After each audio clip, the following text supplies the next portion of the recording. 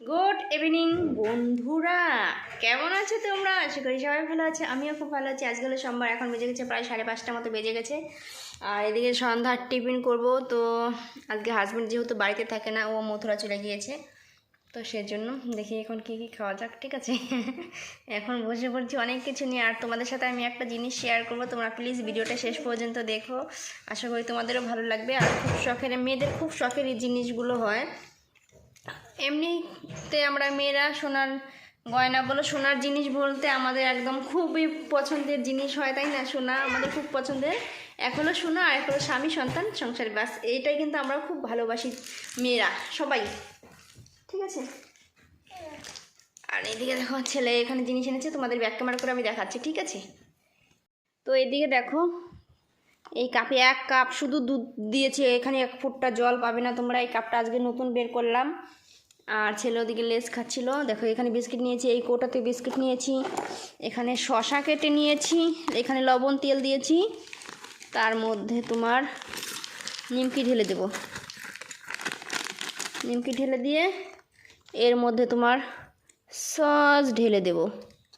Sauce ঢেলে দিয়ে mix করব। কে কে খাতে ভালোবাসো এইভাবে, তো তোমরা খাইতে পারো। আমার তো ভালো লাগে, আমার ছেলেও তো শশা ভীষণই প্রিয়।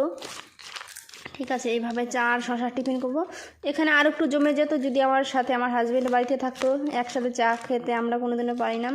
হঠাৎই মনে করো, সময় নেই গো, সময় নেই। সংসারে অত অভাব, এত অনটন, কী করব বলো?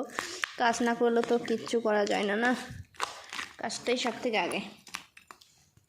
তো এখন দেখো এখানে খেয়ে নিচ্ছি। অসাধারণ। এখানে যদি একটু কাঁচা লঙ্কা দেওয়া যেত আরও ভালো লাগতো, কিন্তু লঙ্কা দিতে পারবো না, যেহেতু ছেলে খাবে, ঝাল লাগবে তো, লঙ্কা দিতে পারবো না। দাঁড়াও, চাটা একটু খেয়ে দেখাচ্ছি। অবশ্য চাটা ভালো হবে, উপর সর পড়ে গেছে, যেহেতু খালি দুধের চা না।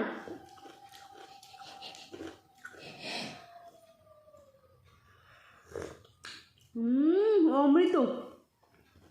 আর আমার হাতে চা কে কে খাবে, তাহলে আমাদের বাড়িতে চলে আসতে হবে, আলিপুরদুয়ার ঘরঘরিয়া। লোকেশনটা বলে দিলাম।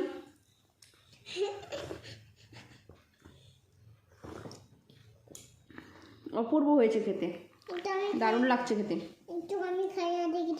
তো পরে তোমাদের জিনিসটা আমি শেয়ার করছি, ঠিক আছে? এখন খাওয়া দাওয়াটা করে নিই।